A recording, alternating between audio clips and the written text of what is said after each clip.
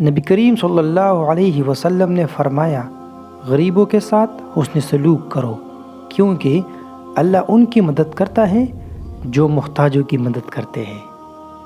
ایک مالدار تاجر عمر رضی اللہ تعالیٰ عنہ اپنی دکان کے باہر ایک بھکاری کو نظر انداز کر دیا۔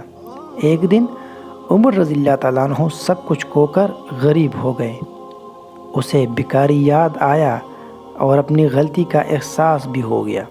عمر رضی اللہ تعالیٰ عنہ نے معافی مانگی اور دوسروں کی مدد کرنے لگے۔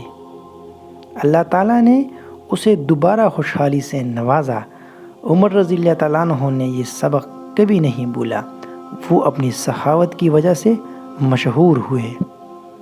رسول اللہ صلی اللہ علیہ وسلم نے مسکرا کر فرمایا کہ اب عمر رضی اللہ تعالیٰ عنہ اسلام کو صحیح معنوں میں سمجھ گیا ہے۔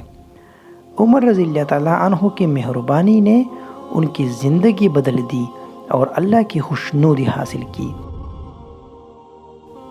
ناظرین، ویڈیو اچھی لگی ہو تو اسی طرح کے سچے واقعات اور اسلامی ویڈیوز کے لیے ہمارے چینل کو سبسکرائب کیجیے۔ جزاک اللہ، اللہ حافظ۔